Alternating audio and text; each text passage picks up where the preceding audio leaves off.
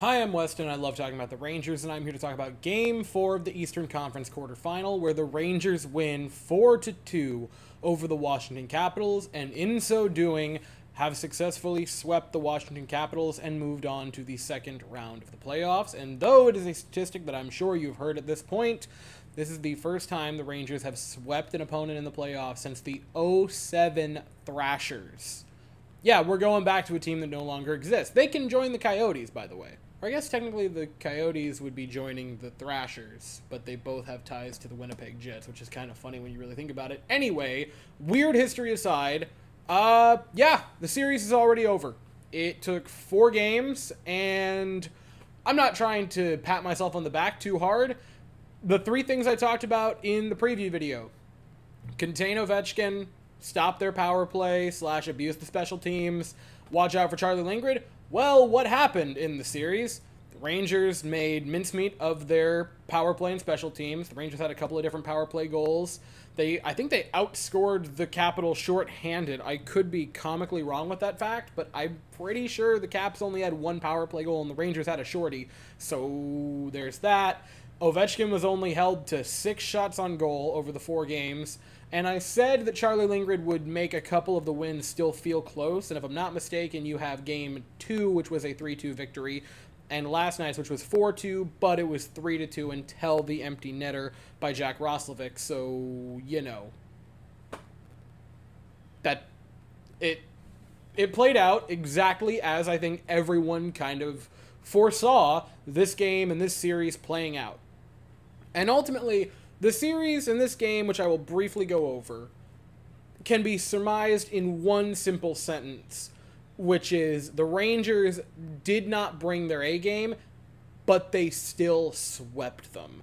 And there's a lot in that sentence, and depending on which part of it, which half of that sentence you focus on, is going to totally dictate how you view the series.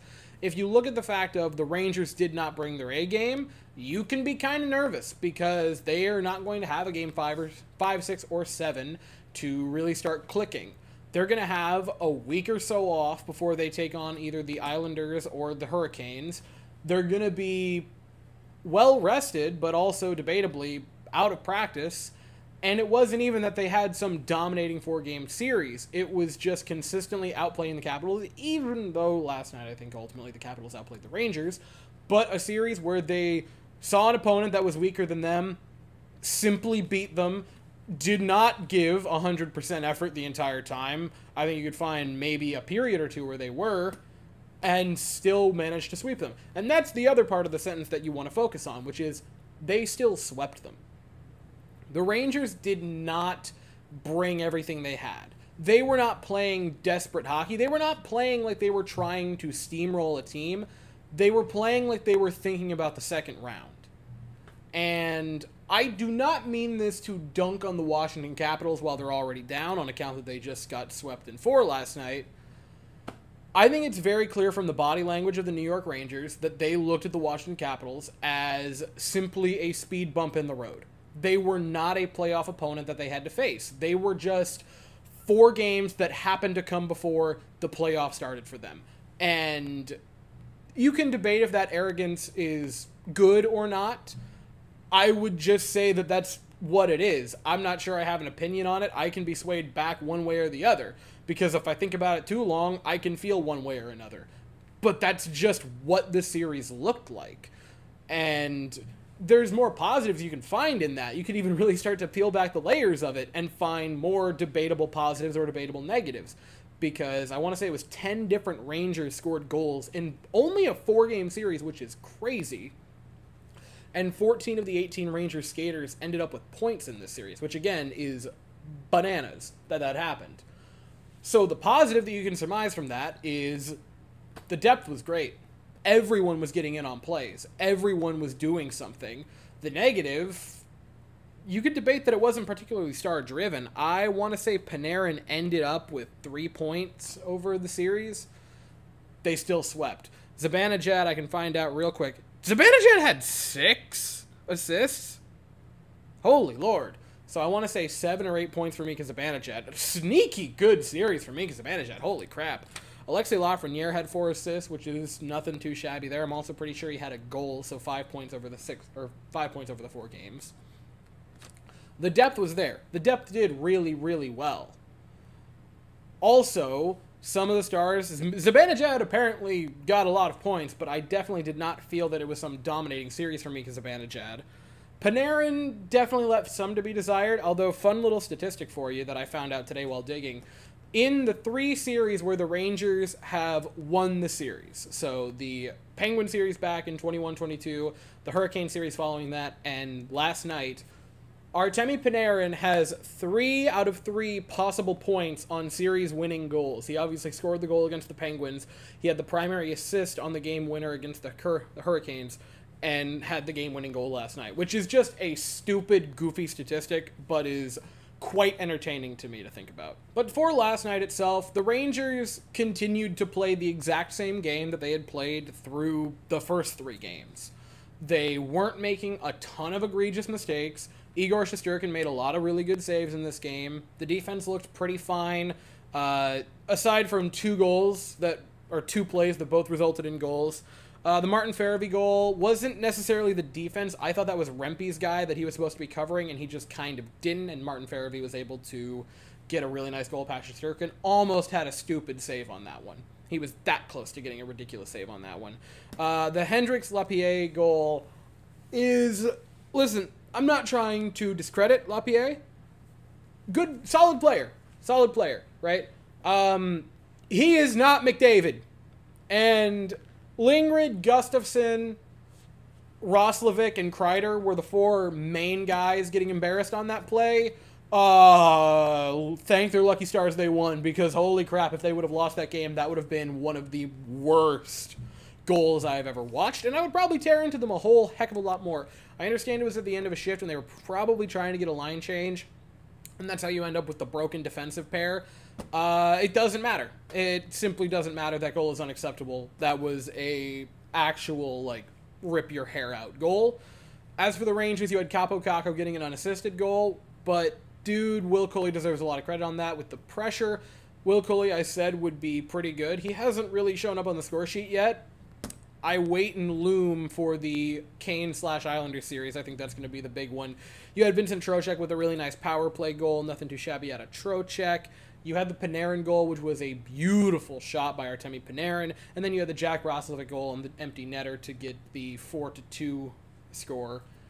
It was tale as old as time. The Rangers played a pretty play in their shell, kind of turtle and hunch over game against the Capitals. And this was the first game that I would say, yeah, the Capitals outplayed the Rangers. I wouldn't by any means say that they ran the Rangers over, and oh my gosh, how were you even able to win that game? You totally lucked into it.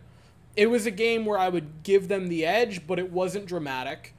And it was a 3-0 series lead for the Rangers. The Capitals damn well should outplay the Rangers in that in that game. They're the ones with their backs to the wall. And if they were even to have won the game and forced a Game 5, that game would have been in Madison Square Garden.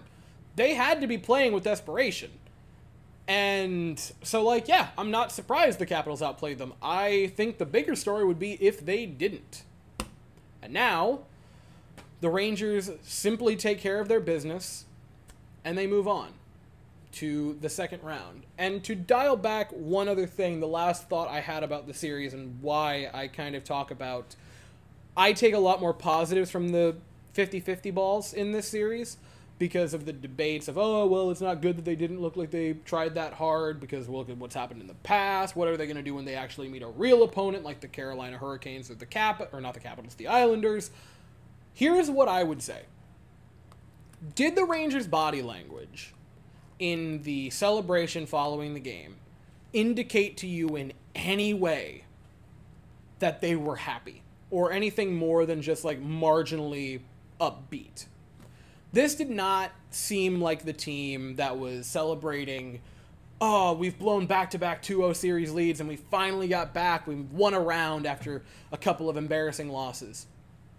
That was a faster celebration than some overtime winners in the regular season, and it was to clinch a series.